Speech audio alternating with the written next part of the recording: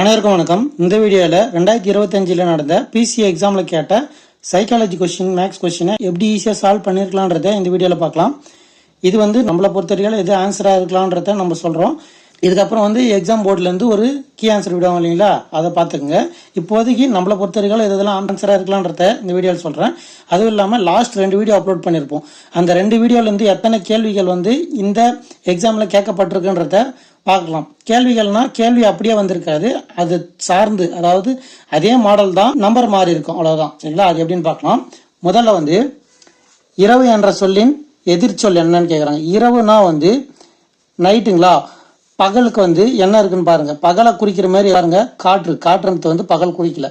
மாலைங்கிறது இது மாலை, வேற மாலை. இந்த மாலைங்கிறது சாயந்தரத்தை குறிக்குது. சரிங்களா? அதனால இது மூணுமே வராது. எல்லுங்கிறது என்னன்னா சூரியனை குறிக்கும். ஏற்பாடுன்னு படிச்சிருப்பீங்களா, எல் பாடுனா சூரியன் மறையும் நேரம்னு வரும். சரிங்களா? அதனால இரவுனா பகலுக்கு சூரியன் அல்லது வெளிச்சம் அந்த இதுலயே வரும். அதனால எல்லுங்கிறது தான் இரவுக்கு எதிர்ச்சொல். அடுத்து நகரம் ஏவிலிருந்து பிக்கு செல்ல 4 வழித்தடங்கள். அப்போ ஏலிருந்து பிக்கு செல்ல 4 வழிகள், அதாவது பி பி பி. அடுத்து நகரம் பியிலிருந்து சிக்கு செல்ல 6 வழித்தடங்கள். சிக்கு 6 உள்ளன எனில் நகரம் ஏலிருந்து சிக்கு செல்ல எத்தனை வழித்தடங்கள் இருக்க முடியும்னு கேட்குறாங்க. முதல்ல இந்த 6 சி இருக்கு இல்லைங்களா, 5 இருக்கு, 6 சி இருக்கு இல்லைங்களா, அந்த 6க்கு எப்படி இருக்கலாம்னு பார்த்தீங்கன்னா, இப்போ ஏலேருந்து பி ஃபர்ஸ்ட் இருக்கிற பிக்கு போயிட்டு அடுத்து அது மூலயமா 6 வழி பிரியலாம். அப்படின்னா 2வது பிக்கு போயிட்டு அதுலேருந்து 6 வழி இருக்கலாம். அடுத்து 3வது பிக்கு போய் அதுலேருந்து 6 வழி இருக்கலாம். இல்லை 4வது பிக்கு போய் அதுலேருந்து 6 வழி இருக்கலாம். ஆக மொத்தத்தில் ஃபர்ஸ்ட் பிக்கு போகிற வழியில் 6 வழி தடங்கள் இருக்கலாம். அடுத்து 2வது பிக்கு போகிற வழியில் 6 தடங்கள் இருக்கலாம். அடுத்து 3வது பிக்கு பி வழியாக போனால் 6 வழி தடங்கள் இருக்கும். 4வது பி வழியாக போனால் 6 வழி தடங்கள் இருக்கும். 6 + 6 + 6 + 6 24.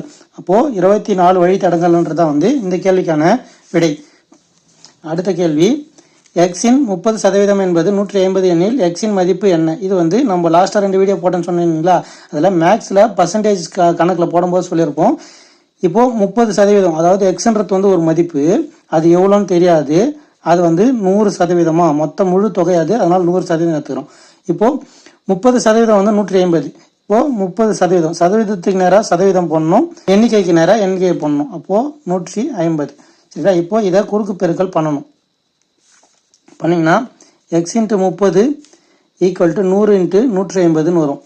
இப்போது நம்மளுக்கு தேவை எக்ஸ் மட்டும் இங்கே வச்சுக்கிட்டு 100 × 150 இங்கே பெருக்கல் இருக்கு, இங்கே வந்துச்சுன்னா வகுத்தல் ஆகிடும். 0க்கு 0 கேன்சல், 3 வாய்ப்பாட்டில் 5 முறை, இது ஒரு முறை. இப்போது எக்ஸ் = 100 × 5ன்னு வரும். 100 × 5 500. அதுதான் இந்த கேள்விக்கான விடை. அடுத்த கேள்வி, இந்த கேள்வியுமே நம்ம அந்த 2 வீடியோவில் சொல்லியிருப்போம். கேள்வி என்னன்னா, இந்த வட்டம் பட்டதாரிகளை குறிக்கும், இந்த வட்டம் அலுவலர்கள் குறிக்கும், இந்த வட்டம் அரசு ஊழியர்களை குறிக்கும். சில பட்டதாரிகள் அலுவலர்களாக இருக்கிறாங்க அப்படின்னு கேட்டிருக்காங்க. ஆனால் அரசு துறையில் வேலை செய்பவர்கள் அல்லன்னு கேட்டிருக்காங்க. அப்போ பட்டதாரியா இருக்கணும், அலுவலராகவும் இருக்கணும். பட்டதாரிங்கிறது இது இந்த வட்டம், அலுவலராகவும் இருக்கணும். ஆனால் அரசு துறையில இருக்கக்கூடாது. அரசு ஊழியர் இது இந்த வட்டத்தில் இருக்கவே கூடாது.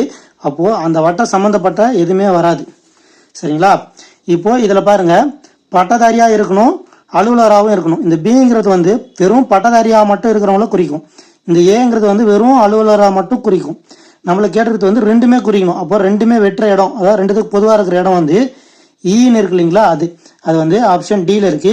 இதுதான் இந்த கேள்விக்கான விடை. அடுத்த கேள்வி, இந்த மாதிரி கேள்வி இது காரணிப்படுத்த சொன்னாங்கன்னா, நம்ம இதுக்கு முன்னாடி குரூப் 4 கொஸ்டின் பேப்பர்லாம் எடுத்து போட்டிருப்போம். அதில் சொல்லியிருப்போம் ஆப்ஷன் வச்சு வெரிஃபை பண்ணி பாருங்கன்ட்டு. இப்போ ஃபர்ஸ்ட் ஆப்ஷன் எடுத்துக்கங்க, 3k + 5 × 3k - 5ன்னு இருக்குங்களா. இப்போ நம்ம நார்மலாக இந்த மாதிரி இருந்தால் என்ன பண்ணுவோம்னா, இதையும் பெருக்குவோம், அடுத்து இதையும் பெருக்குமா. அப்படி பெருக்குனீங்கன்னா 3k × 3k 9k². அடுத்து 3k × -5 -15k. அடுத்து இதையும் பெருக்கும், இதையும் பெருக்குமா. அப்போ 5 × 3k 15k, +5 × -5 -25. இப்போ இந்த மைனஸ் 15Kவும் ப்ளஸ் 15Kவும் கேன்சல் ஆகிடும். மிச்சம் இருக்கிறது 9K² மைனஸ் 25. இதுதான் வந்து கொஸ்டினாக இருக்குது. அப்போது ஆப்ஷன் ஏ தான் வந்து ஆன்சராக அமையும். மற்றதெல்லாம் போட்டு பார்த்தீங்கன்னா ப்ளஸ் மைனஸில் மாறும். நீங்கள் ஒன்றும் போட்டு பார்த்து செக் பண்ணிக்கோங்க. இப்போதைக்கு இதுதான் வந்து இந்த கேள்விக்கான விடை. அடுத்த கேள்வி, பின்வரும் எழுத்துக்களில் வலதுபுறத்திலிருந்து 17வது எழுத்தின் வலப்புறத்தில் 8வது எழுத்து என்னன்னு கேட்குறாங்க. வலதுபுறத்திலிருந்து 17வது எழுத்து என்னன்னு ஃபர்ஸ்ட் பாருங்க. இது வந்து இடதுபுறம், இது வலதுபுறம். வலதுபுறத்திலிருந்து 17வது. அப்போது 1 2 3 4 5 6 7 8 9 10 11 12 13 14 15 16 17. அப்போது ஜே தான் வந்து 17வது. அதில் வலதுபுறத்தில் 8வதான எழுத்து வலதுபுறம், இது வந்து ரைட் சைடு. திருப்பி இந்த பக்கம் எழுதணும். 1 2 3 4 5 6 7 8வது. 8வது எழுத்து வந்து 6ன்னு வருது. அப்போது ஆப்ஷன் ஏ தான் வந்து இந்த கேள்விக்கான விடை. அடுத்த கேள்வி, வெண் வரைபடம். அதாவது 3 வார்த்தைகள் கொடுத்துட்டு அதை குறிக்கிற வெண்படம் எது கேட்குறாங்க. கம்பி, மரம், கட்டுமான பொருட்கள். இதுக்கு வந்து சரியான விடை வந்து ஆப்ஷன் பி. இந்த பெரிய வட்டம் வந்து கட்டுமான பொருட்களை குறிக்கும். கம்பிக்கும் மரத்துக்கும் தொடர்பு இல்லை, அதனால இது தனித்தனியாக அமையும்.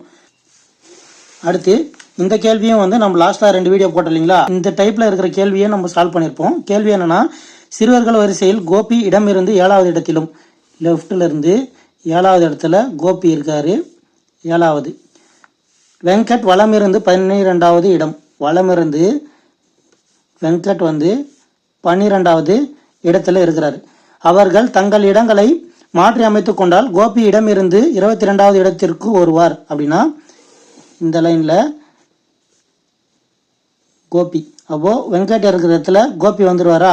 அப்போது இது கோபியோட இடம். அப்போது கோபி வந்து இடமிருந்து, அதாவது லெஃப்டில் இருந்து 22வது இடத்துக்கு வந்துடுவார். 22வது இடத்துக்கு வந்துடுவார் கோபி. அப்போது வரிசையில் மொத்தம் எத்தனை சிறுவர்கள் உள்ளனர், இதுதான் வந்து கேள்வி.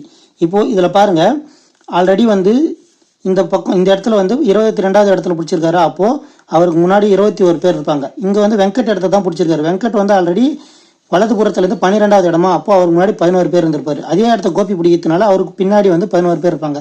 முன்னாடி ஒரு 21 பேர், பின்னாடி வந்து ஒரு 11 பேர், மொத்தமாக வந்து 32 பேர். அந்த லைனில் கோபியும் ஒருத்தர் இருக்காரு இல்லைங்களா, அப்போது அவரையும் கூட்டிகிட்டுனா 33 பேருன்றது தான் வந்து இந்த கேள்விக்கான விடை. அது ஆப்ஷன் டியில் இருக்குது. அடுத்த கேள்வி, இந்த மாதிரி கேள்வி கொடுத்துட்டு இதில் கொஸ்டின் மார்க் இருக்கிற இடத்துல என்ன வரும்னு கேட்டிருக்காங்க. நார்மலாக யோசிச்சிருக்க முடியாது, நிறைய ப்ராக்டிஸ் இருக்கிறவங்க தான் வந்து இது கரெக்டாக எழுதியிருப்பாங்க. இது எப்படி சால்வ் பண்ணலான்னு பார்த்தீங்கன்னா, ஃபஸ்ட்டு வந்து 21யும் 17யும் மைனஸ் பண்ணிங்கன்னா 4ன்னு வரும். இங்கே 5யும் 7யும் கூட்டினீங்கன்னா 12ன்னு வரும். இப்போது இது எப்படி இதை எடுத்துகிட்டு வரலான்னு பார்த்தீங்கன்னா, இந்த 12 2ஆல் வகுத்தீங்கன்னா 6ன்னு வரும். இங்கே 4 இருக்குங்களா, 4யும் 6யும் பெருக்குனீங்கன்னா 24ன்னு வரும். அதே மாதிரி இதுக்கும் வருதா பாருங்கள். 28யும் 25யும் இங்கே இருக்கிறத மைனஸ் பண்ணுவோம் ஃபஸ்ட்டு இருக்கிறத. அப்போது மைனஸ் பண்ணிங்கன்னா 3ன்னு வரும். 13யும் 7யும் கூட்டினீங்கன்னா 20ன்னு வரும். அதை 2ஆல் வகுத்தீங்கன்னா 10ன்னு வரும். இங்கே 3 இருக்குது. 3 × 10 வந்து 30. சரியாக வந்துருச்சு. அடுத்து இதையும் அதே மாதிரி பண்ணணும். 16 - 10 வந்து 6. இங்கே 2 + 8 வந்து 10ன்னு வரும். சரிங்களா, 10. அதை 2ஆல் வகுக்கணுமா, வகுத்தோம்னா 5. 6 × 5 வந்து 30. இது ஆப்ஷன் சியில் இருக்குது. இதுதான் வந்து இந்த கேள்விக்கான விடை. அடுத்த கேள்வி, இதுவுமே அந்த நம்ம 2 வீடியோ போட்டோம் இல்லையா, அதில் சொல்லியிருப்போம் வெண்டாகிராமில் பர்சன்டேஜ் வந்தால் எப்படி போடணும், டிகிரி வந்தால் எப்படி போடணுன்ட்டு. இப்போ இருக்கிற கேள்வியில் நம்மளுக்கு கேட்டுக்கிறது வந்து கோல்ஃபு, ஹாக்கி. கோல்ஃபுக்கு வந்து 36 டிகிரி, ஹாக்கிக்கு வந்து 63 டிகிரி. இதில் கேள்வி என்னன்னா, கோல்ஃப் விளையாட்டை விட எத்தனை சதவீதம் கூடுதலாக ஹாக்கிக்கு செலவிடப்பட்டுள்ளது அப்படின்னு கேட்டிருக்காங்க. கோல்ஃபை விட ஹாக்கிக்கு கூடுதலாக எவ்வளோ செலவிட்டுருக்காங்கன்னா, இப்போ நார்மலாக பார்த்தீங்கன்னா 36 ரெண்டுத்தையுமே கூட்டினீங்கன்னா 2 மிச்சம் 1 72ன்னு வரும். கிட்டத்தட்ட 100% அதிகமாக இருக்குங்களா. அப்போது 100% கிட்ட எது இருக்குன்னு பாருங்கள். இங்கே இருக்கிறது பாருங்கள், 75 தான் வந்து கிட்ட இருக்குது. மிச்சம் எல்லாமே வந்து அதை விட கம்மியாக தான் இருக்குது. இது வச்சு இது போட்டுடலாம். ஆப்ஷன் வந்து ரொம்ப க்ளோஸ்லாம் கொடுக்கல, இப்படி தான் கொடுத்துருக்காங்க. அதனால் இதை வச்சு இது போட்டுருக்கலாம். அப்படி இல்லைன்னா எப்படி போடலான்னு பாருங்கள். இப்போது கோல்ஃப் வந்து 36 டிகிரி, ஹாக்கி வந்து 63 டிகிரி. நம்ம என்ன சொன்னோம், மொத்தமாக வந்து ஒரு வட்டத்துக்கு வந்து 360 டிகிரியா. அப்போது நம்மளுக்கு முழு தொகை எவ்வளோன்னு கொடுக்கல, அதான் 360னே எடுத்துக்கிறோம். சரிங்களா, மொத்த தொகை வந்து 360னே எடுத்துக்கிறோம். இப்போது கோல்ஃபுக்கு வந்து 36, ஹாக்கிக்கு வந்து 63 செலவு பண்ணுறாங்கன்னு வச்சுங்க. இப்போது நம்மளுக்கு கேட்கறது என்னன்னா, கோல்ஃபை விட ஹாக்கிக்கு எவ்வளோ அதிகம்னு கேட்குறாங்க. அப்போது 63க்கும் 36க்கும் இருக்கிற வித்தியாசம் எடுத்தோம்னா 7 இது ஒரு 2 27 27 நம்ம என்ன சொன்னோம், நம்மளுக்கு தேவையானதை மேலே போட்டுக்கணும், எதை ஒப்பிட போகிறோமோ அது கீழே போடணும், அதுக்கப்புறம் சதவீதம் வேணும்னா அதை பெருக்கணும். சரிங்களா, 100ஆல் பெருக்கணும். அப்போது 27 எதை ஒப்பிட போகிறோம்னா ஓல்ஃபை விட அப்படின்னு கேட்டுருங்களா, அப்போது அது கீழே வரும் இன்ட்டு 100ன்னு வரும். இது 9ஆம் வாய்ப்பாடில் அடிச்சிங்கன்னா 9 3 வந்து 27, 9 4 வந்து 36, இந்த 4 வந்து இதை அடிச்சிங்கன்னா 25, 3 × 25 வந்து 75%. இதுதான் வந்து இந்த கேள்விக்கான விடை. இது ஆப்ஷன் டியில் இருக்குது. ஆல்ரெடி நம்ம செக் பண்ணோம் இல்லைங்களா, அப்படியே அதுவும் கரெக்டாக வருது. இதுதான் வந்து இந்த கேள்விக்கான விடை. அடுத்த கேள்வி மரபு பிழையிலேருந்து கேட்டிருக்காங்க. இப்போது இதில் பாருங்கள், கயல் கண்விழித்தாள்ன்றது வந்து எல்லாமே காமன். சரிங்களா, சேவலோட அந்த மரபு மட்டும் கரெக்டாக கண்டுபிடிச்சிங்கன்னா போதும். சேவல் அகவும் சத்தம் இது வந்து வராது சேவலுக்கு. சேவல் கூவும் சத்தம் இதுதான் வந்து கரெக்டு. சேவல் கூவும் இதுதான் வந்து கரெக்டு. சேவல் கத்தும்லாம் வராது, சேவல் கூவும் தான் வரும். இதுதான் வந்து இந்த கேள்விக்கான விடை. இது வந்து நம்ம மரபு பிழை சொல்லும் போது சொல்லியிருப்போம், சேவல் வந்து கூவும், கோழி வந்து கொக்கரிக்கும் அப்படின்னு சொல்லியிருப்போம். ஏன்னா கூவுற சேவலாக வாங்கிட்டு வான்னு சொல்லுவாங்க இல்லைங்களா, அந்த ஆப்ஷனை வச்சு ஞாபகம் வச்சுன்னு சொல்லியிருக்கோம். ஆல்ரெடி இது நம்ம வீடியோவில் போட்டிருக்கோம், இதுவும் வந்து அதில் சேர்த்துக்கலாம். சேவல் கூவும் சத்தம் கேட்டு கயல் விழி கண் விழித்தாள்ன்றதான் வந்து சரியான விடை.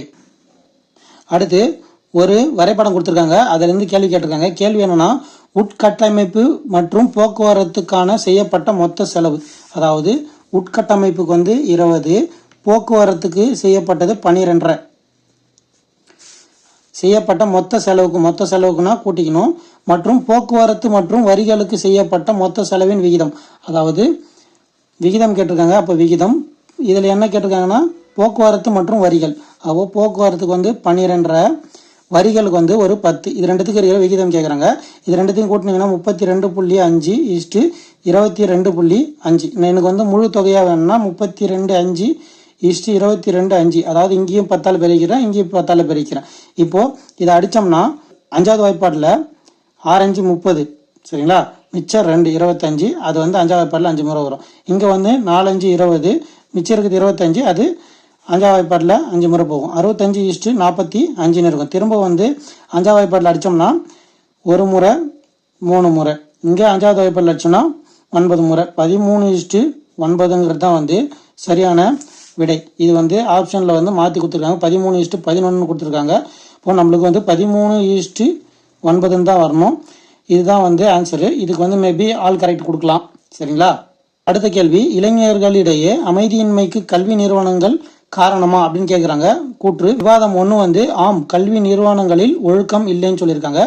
2வது வந்து இல்லை, கல்வி நிறுவனங்களில் ஒழுக்க பிரச்சனை இல்லை அப்படின்னு கொடுத்துருக்காங்க. கேள்வியில் என்ன கேட்டிருக்காங்கன்னா, இளைஞர்களோட அமைதிக்கு காரணம் கேட்டிருக்காங்க. இங்கே வந்து ஒழுக்கத்தை ஒப்பிட்டிருக்காங்க. அப்போது 2 கூற்றுமே வந்து வலுவானது அல்ல அப்படின்றது தான் வந்து ஆன்சரு. இதுதான் வந்து இந்த கேள்விக்கான விடை. அடுத்த கேள்வி, எக்ஸ் அச்சு மற்றும் எக்ஸ் அச்சுக்கு இணையான நேர்கோடுகளின் சாய்வு கோணம் என்ன? எக்ஸ் அச்சுக்கு இணையான நேர்கோடுக்கும் சாய்வு கோணம் வந்து வராது, அது வந்து 0 டிகிரி. அது ஆப்ஷன் ஏல இருக்குது. இதுதான் வந்து இந்த கேள்விக்கான விடை. அடுத்த கேள்வி, கீழ்கண்ட இணை சொற்களுக்கு ஏற்ப தொடர்புடைய இணை சொற்களை கண்டறிய அப்படின்னு கொடுத்துருக்காங்க. கார் வந்து பெட்ரோல் இருந்தால் ஓடும். அதே மாதிரி தொலைக்காட்சி வந்து மின்சாரம் இருந்தால் ஓடும். சரிங்களா, அதை பார்த்துங்க. அடுத்து நன்றி அறிதல் பொறையுடைமை இன்சொல்லோடு ஆசாரக்கோவை. இதில் நன்றி அறிதல் என்பது பொருள் என்னன்னு கேட்குறாங்க. அது வந்து பிறர் செய்த உதவியை மறவாமை. நன்றி அறிதல்னா அவருக்கு நன்றி காட்டுது, அது தெரிஞ்சுக்கணும்னா அவங்க செஞ்ச உதவியை மறக்காமல் இருக்கணுன்றது தான் வந்து இந்த கேள்விக்கான விடை.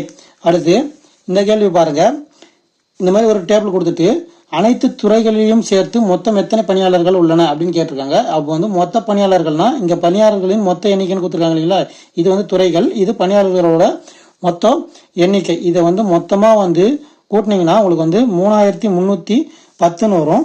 இதுதான் வந்து இந்த கேள்விக்கான விடை. அடுத்த கேள்வி, ஆங்கில எழுத்துக்களின் வரிசையில் கே மற்றும் விக்கு இடையிலான எழுத்துக்களின் சரியாக நடுவில் அமைந்துள்ள எழுத்து என்னன்னு கேட்டிருக்காங்க. இது வந்து கேக்கும் விக்கும் நடுவில் வந்து பி கியூ இது நிற்கும். சரிங்களா, இங்கே கே இங்கே வினா இது எண்ணிட்டே வந்தீங்கன்னா நடுவில் வந்து பி கியூ ரெண்டுமே நிற்கும். ரெண்டுமே கேன்சல் ஆச்சு, நடுவில் எந்த எழுத்துமே நிற்காது. அப்போது எந்த எழுத்தும் இல்லைங்கிறது தான் வந்து இந்த கேள்விக்கான விடை. அடுத்த கேள்வி, மெய் உணர்வு அப்படின்னா என்னன்னா நாலேஜ் ஆஃப் ரியாலிட்டி. இதுதான் வந்து ஆன்சரு. அடுத்த கேள்வி, விடுபட்ட எண்ணை கண்டறிக்க அப்படின்னு கேட்டிருக்காங்க. இதில் வந்து லாஜிக் வந்து இதுக்கு செட் ஆகாது. மேபி இதுக்கு கொடுத்தா ஆன்சர் எது கொடுப்பாங்க அப்படின்னா ஆல் கரெக்ட் கொடுப்பாங்க. எதுன்னு பாருங்கள். இப்போ 15 31 இருக்குது. இது வந்து 15 × 2 போட்டிங்கன்னா 30ன்னு வரும். அது கூட 1 கூட்டினீங்கன்னா 31 வரும். இங்கே 31 × 2 வந்து 62ன்னு வரும். அது கூட 1 கூட்டினீங்கன்னா 63 வரும். இங்கே 63 × 2 வந்து 126ன்னு வரும். அதோட 1 கூட்டினீங்கன்னா 127 வந்துடும். இந்த 127 வந்து 2ஆல் பெருகுனீங்கன்னா உங்களுக்கு 254ன்னு வரும். அது கூட 1 கூட்டினீங்கன்னா 255ன்னு வரும். இதுதான் வந்து இந்த கேள்விக்கான விடை. இதுக்கு வந்து இது செட் ஆகாது. அதாவது ஒன்று இது வந்து 7ஆக கொடுத்துருந்தாங்கன்னா கரெக்டாக இருந்திருக்கும். அது பார்க்கலாம் என்ன ஆன்சர் கொடுக்குறாங்கன்ட்டு. நானும் அதிகபட்சத்தில் வந்து 255 தான் வந்து ஆன்சராக இருக்கும். அடுத்து 72ன் அடுக்கு குறியீடு எதுக்கு வந்து சமமாக இருக்குன்னு பாருங்கள். இப்போது 7 ஸ்கொயர்னா 7 × 7 49. அப்போ 72 வரல. அப்போ இது வராது. இது 2 பவர் 7னா 2 × 2 × 2 × 2 × 2 × 2 × 2, அதாவது 1 2 3 4 5 6 7 வருதா.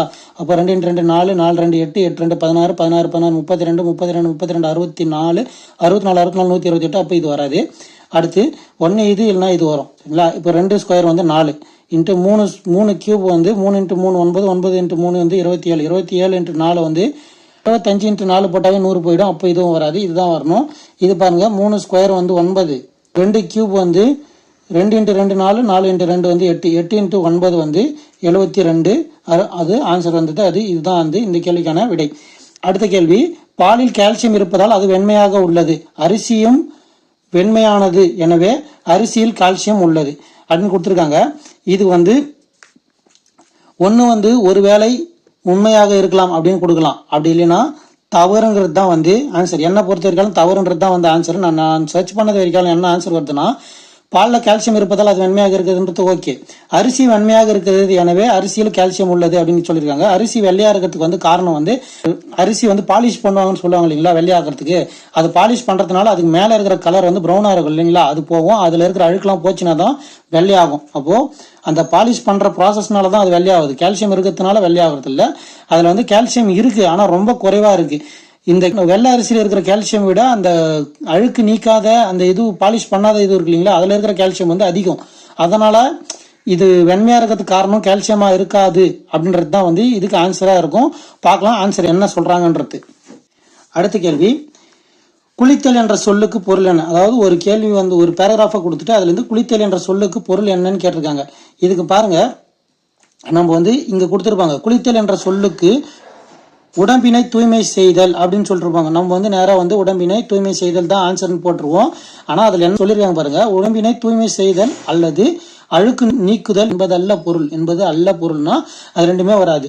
உடம்பினை தூய்மை செய்தலும் கிடையாது, அழுக்கு நீக்குதலும் கிடையாது. அது பாருங்க, சூரிய வெப்பத்தினாலும் உடல் உழைப்பினாலும் வெப்பமடைந்த உடலை குளிர வைத்தல் என்பதே அதன் பொருள். குளிர வைத்தல் என்பதே அதன் பொருளாகும். அப்படி இருக்கிறப்ப கூட இன்னொரு ஸ்டேட்மெண்ட் குழப்பிருக்கான் பாருங்க. என்னன்னு பாருங்க, குளித்தல் என்பதே குளித்தல் என்று ஆயிற்று, அப்போ குளிர்தல் என்பது ஆயிற்று அப்படின்னு கூட நம்ம எழுதிடுவோம் சரிங்களா. அப்படி எழுதக்கூடாது. இங்க பாருங்க, இந்த ஸ்டேட்மெண்ட்ல சூரிய வெப்பத்தினாலும் உடல் உழைப்பினாலும் வெப்பமடைந்த உடலை குளிர வைத்தல் என்பதே அதன் பொருள்னு இங்கே கொடுத்துருக்காங்க. அப்போ குளிர வைத்தல் அப்படின்றது தான் வந்து இந்த கேள்விக்கான விடை. அடுத்த கேள்வி, கோடிங் டிகோடிங். இதில் பாருங்க, ஃபேக்ட் என்பது IDFW என எழுதப்பட்டால் ஸ்வான் என்பது எவ்வாறு எழுதப்படும் கேட்டிருக்காங்க. ஃபேக்ட்ன்றது வந்து எழுதிட்டீங்க. அடுத்து IDFWன்றது எழுதிட்டீங்க. அதில் என்னென்ன நம்பர் வருதுன்னு பாருங்க. ABCD நம்பர் இருக்கு, அது நம்பர் போட்டு பார்த்தீங்கன்னா ஃபர்ஸ்ட் வந்து Fன்றது ஐயா மாதிரி இருக்கு, அப்போ 3 கூட்டியிருக்காங்க. ஏன்றது டியா மாதிரி இருக்கு, அப்போ 3 கூட்டியிருக்காங்க. Cன்றது FM மாதிரி இருக்கு, 3லேருந்து 3 கூட்டினா 6. அதே மாதிரி Tன்றது WA மாதிரி இருக்கு, அப்போ 20லேருந்து 3 கூட்டினா 23. அப்போ ஒவ்வொன்றுத்துக்கும் 3 3 கூட்டியிருக்காங்க. அப்போ இதுலேயும் ஒவ்வொன்றுத்துக்கும் 3 3 கூட்டினீங்கன்னா உங்களுக்கு 19லேருந்து 3 கூட்டினீங்கன்னா 22ன்னு வரும். 23லேருந்து 3 கூட்டினீங்கன்னா 26ன்னு வரும். 1லேருந்து 3 கூட்டினீங்கன்னா 4ன்னு வரும். 14லேருந்து 3 கூட்டினீங்கன்னா 17ன்னு வரும். இப்போது இதில் பாருங்கள், 26வது லெட்டர் ஜட்டுங்களா, அது போட்டுருங்க. 22வது லெட்டர் V, 26வது லெட்டர் ஜட்டு, 4வது லெட்டர் D, 17வது லெட்டர் Q. VZDQன்னு எங்கே இருக்குன்னு பாருங்க. VZDQ ஆப்ஷன் பியில் இருக்கு. இதுதான் வந்து இந்த கேள்விக்கான விடை. அடுத்து கடைசி கேள்வி, மாரத்தான் ஓட்டத்தில் ஓடும் தொலைவு வந்து 42.195 கிலோமீட்டர் ஆகும். இதன் தொலைவினை மீட்டரில் கூறுக. மீட்டரில் கூறுகனா 1 கிலோமீட்டருக்கு வந்து 1000 மீட்டருங்களா. இப்போ இதை வந்து மீட்டரில் சொல்லணும். அப்போது 42.195 கிலோமீட்டருங்களா. இப்போ மீட்டரில் சொல்லணும்னா 3 ஸ்தானம் தள்ளி புள்ளி வைக்கணும். அப்போ 42.195 மீட்டருங்கிறது தான் வந்து இந்த கேள்விக்கான விடை. இது ஆப்ஷன் சியில் இருக்குது. இதுதான் வந்து இந்த கேள்விக்கான விடை. இப்போதைக்கு வந்து நம்மளை பொறுத்தவரைக்கும் இதெல்லாம் ஆன்சராக வரலான்னு சொல்கிறத நம்ம சொல்லிட்டோம். இது வந்து யாராருக்கு எந்த அளவுக்கு யூஸ்ஃபுல்லாக இருக்குன்றதை பார்த்துங்க. இது எதுக்குன்னா இதுக்கப்புறம் வர எக்ஸாமில் இந்த மாடலில் கேட்டாங்கன்னா எப்படி ஆன்சர் பண்ணலான்றதுக்கான வீடியோ தான். மீண்டும் அடுத்த வீடியோவில் சந்திப்போம். இப்படிக்கு கனவு காஞ்சிவா. நன்றி, வணக்கம்.